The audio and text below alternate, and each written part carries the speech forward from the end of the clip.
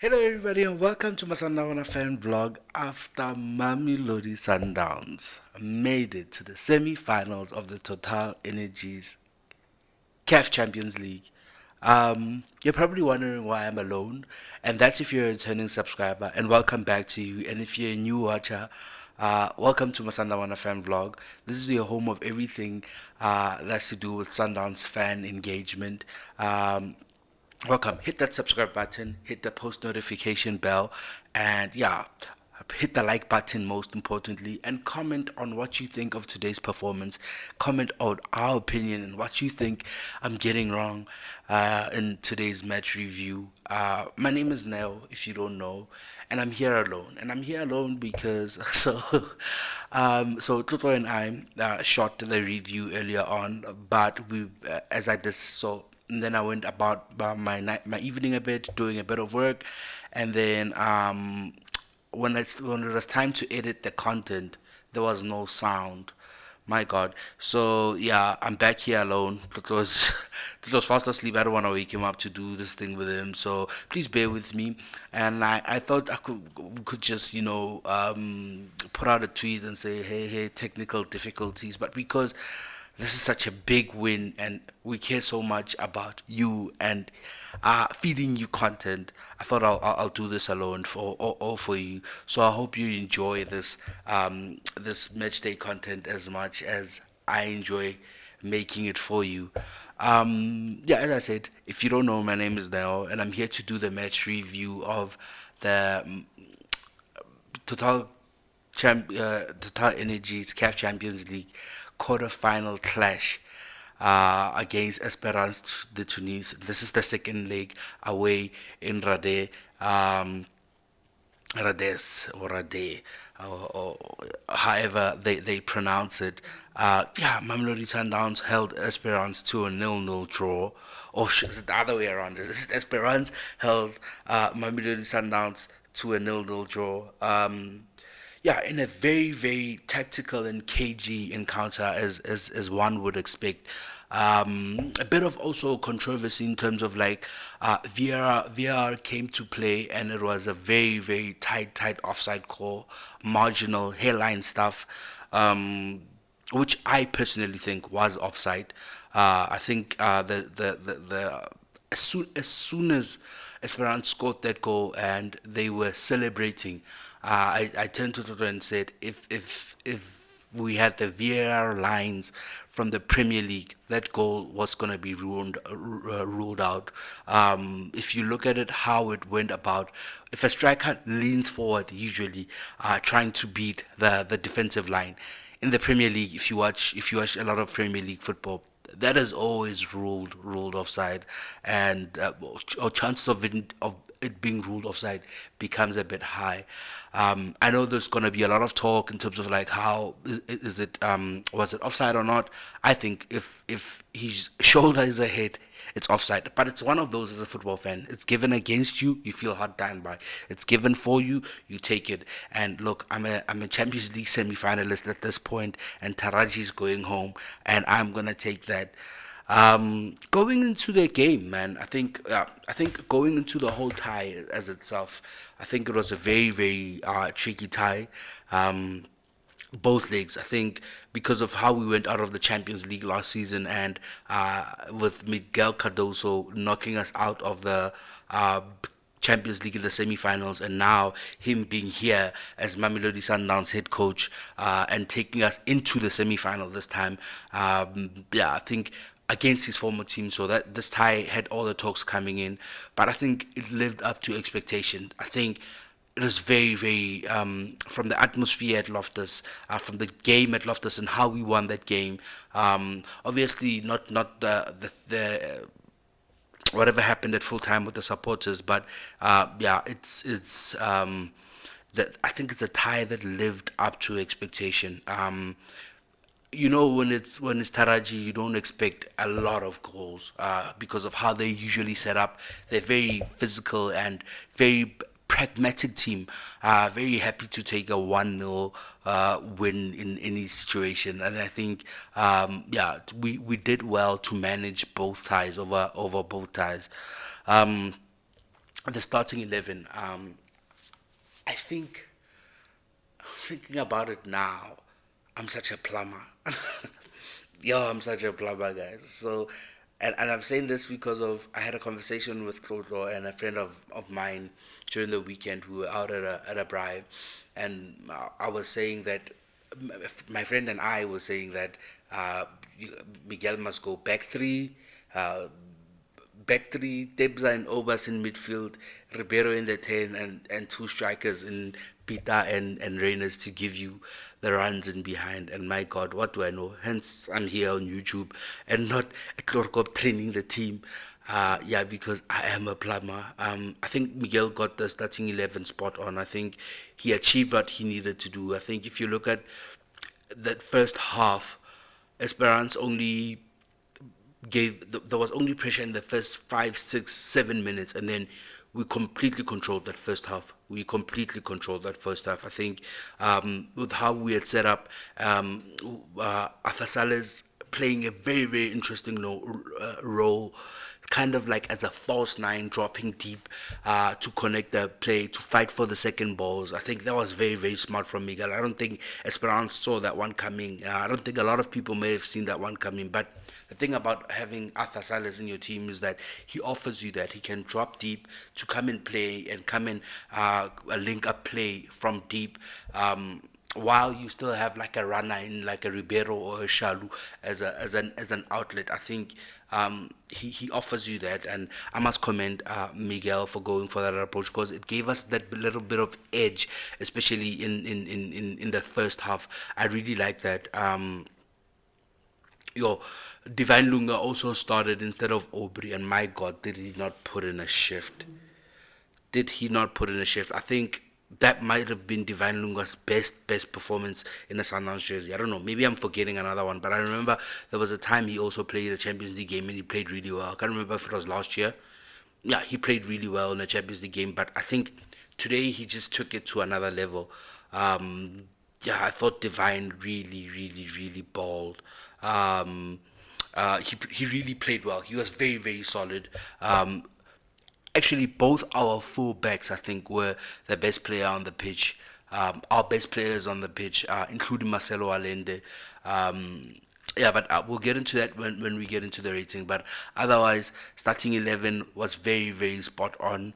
I think, yeah, Coach Miguel got it 100% correct. Um, Looking at it, I think I would have opted to start Ikram Reyners, but looking at how the game played out, I don't think it would have worked to start Ikram Reyners, both Ikram Reyners and Peter Shalili. I think you needed a bit of what Sales gave us, and yeah, as I said, I cannot praise and commend Coach Midoso, Coach Miguel Cardoso enough for going for that approach. I think it worked wonders. Yeah, uh, he's good at this coaching thing. Yeah, if you look at go through some of the stats of the game, I think we had a majority ball possession just slightly with 54% of Esperance getting 46, and then we had over 80 passes more than them. Our passing accuracy was better than them. They had one more shot more than us. We had the same amount of shots on target. Uh, if you look at the balance of things, I think it's a fair result. Today deserved the scoreline that it got.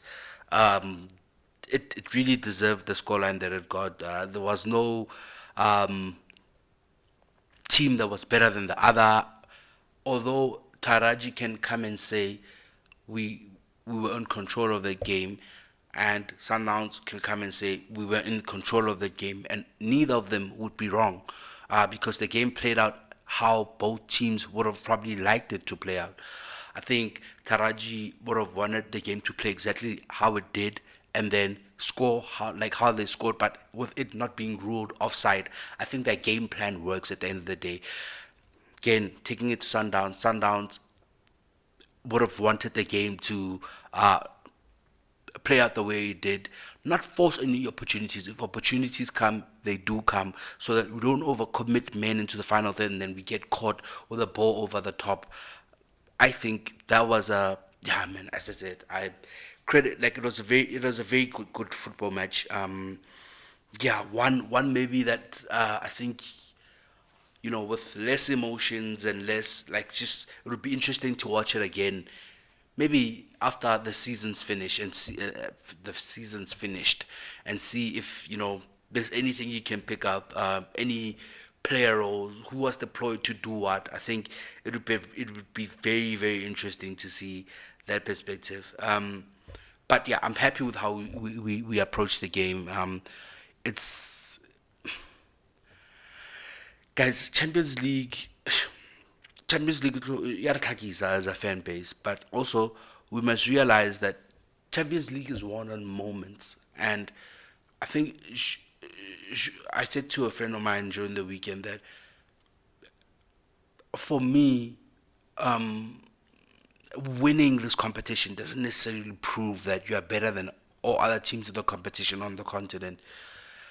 But it just means that you're a team that can take moments. You look at how, for example, how Ali would struggle in the group stages, but when the knockout stages come, they're a team of moments. They just take their moments.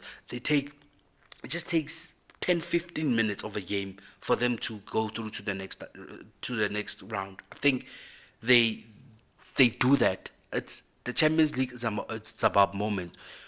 I know it's bad to bring up Madrid today because of their result, but you look at how Real Madrid would look like they're suffering and they're not in a good space. But moments in the Champions League, they win games. They come out of games against Man City, and you ask how the hell did they win this one? Like, that's why I'm saying the Champions League is about moments. So with that being said, I think yeah, we have a coach that understands that, in terms of uh, the Champions League. Not only does he understand it, I think our previous coaches also understood that the Champions League is about moments, but the only difference is that he plays like that as well. I think he wants to annihilate the opposition's possibility to get those moments. He wants to eliminate that possibility, and I think, yeah, I'm happy with the way he approached the game. I'm happy with the way we performed, and yeah, let's maybe get into the rating. Saba Omotelle. I'm just gonna skim through them because I remember them from when we shot earlier on Little Otlo. But as I said, I think, yeah, credit to Karengman, our fullbacks. I think our fullbacks played really, really, really well. Yeah, especially I think you expect that from a Sailor Modau, but Divine Lunga, most of the fan base doesn't. We don't give him a chance as a fan base in terms of, like, um, when he's on the pitch and whatever. But yeah, today he just took it to another level. Yeah, let's go into the ratings, man. Let's start with Ronan. I think I'm gonna give Ronan an 8.5. Big save in the first 5 minutes. Well, was it the first 2, 3 minutes?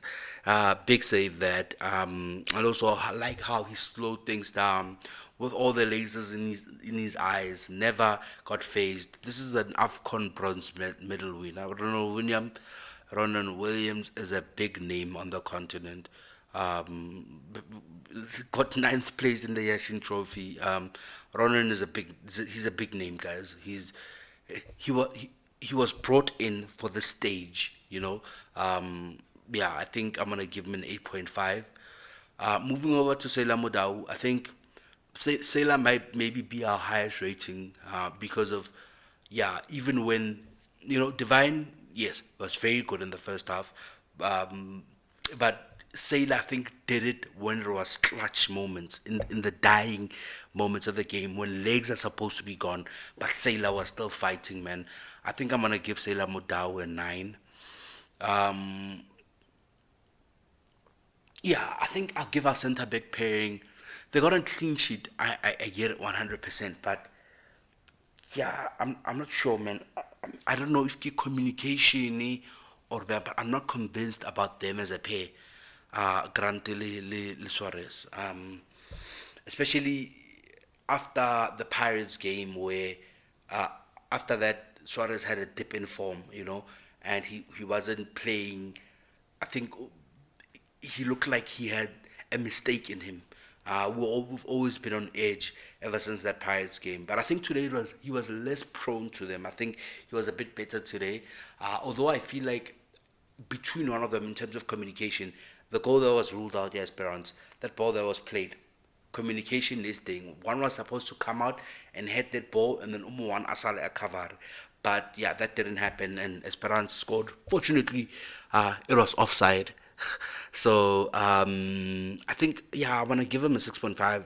Maybe I'm being too harsh, but just help me in the comment section. Giwana motho nka delivery tang le ena ka tjeno.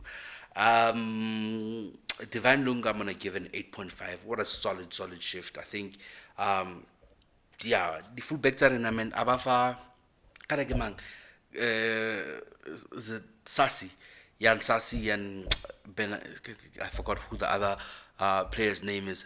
Never saw him, you guys. Never saw him. I think, yeah, refers everything in there. All sighting on they fail. I think there was one or two chances that came from the side. I think one in the second half where Kuliso might have jogged. Karagamang, I think it was the other winger or Asatwang. I think he might have jogged him for way too long, and then he managed to get across into the box. And then the first half there was a ball that also played over Lucas Suarez, and same thing, low cross, didn't find anybody in the box. I think those are the only that was the only time I ever felt like Esperance, who does something. I think that was the third time when Debs, I think, miscontrolled the ball inside the box, and then they fluffed that chance, Esperance. Yeah, I think, yeah, Divine Lunga, I'm gonna give him an 8.5. Moving over to Debza, I think he started out slow. I think he wasn't. I think Marcelo was our most visible player or midfielder, uh, deep in build up and in dictating the game. I think yeah, Tebza started out a bit slow, but I think he grew into the game. He's for that stage as well. Yeah, I think he came back and he managed to play well and start dictating play. Um, but he also did it in moments, not consistently over the 90 minutes. But yeah, it's one of those. I think I'm gonna give Debza a 7.5. I don't know. Maybe I'll give Debza an 8. Maybe I'll give Debza an 8, and I'll give Marcelo Allende an 8.5. I think Marcelo was incredible. I think Marcelo was incredible. He really does cover every blade of grass on that field. He gives you everything that a number 8 that you want from a number 8. I think maybe except the odd goal there, then maybe his goal contribution should improve. But my God, Marcelo Allende is good. He's very special. Yeah, yeah. I'm speechless. I'm speechless. What a performance from Marcelo. I think as much as Marcelo and I think Jaden Adams is also good. I think I'll give Jaden the same rating as Debo Homquin. I think I'll give him a 7.5 as well. Um, oh no, I gave Debs an 8. Sorry. Um, yeah, still giving Jaden Adams a 7.5. Um, you know, I, I'm, I always knew that Jaden Adams was very good, but I didn't know how much Sundowns need him until he came into the team. I think he came in and completed our midfield. I think um, Teboho, Marcelo, Neville teng, yes, and then Batusi na le teng, and we play Spelelem Kulise there, in rotation. But as soon as Jaden came, I mean, that midfield, I'll tell you now, I play the most important game of our lives, of my life, and I'm asked to pick a Sundowns midfield three, and it's the midfield three that started today. Yeah, I think Jaden just came and completed that midfield. They complement each other so well. They understand each other so well. Yeah, it's like yeah, e batla season review really pila from a tactical point of view and just dissect it.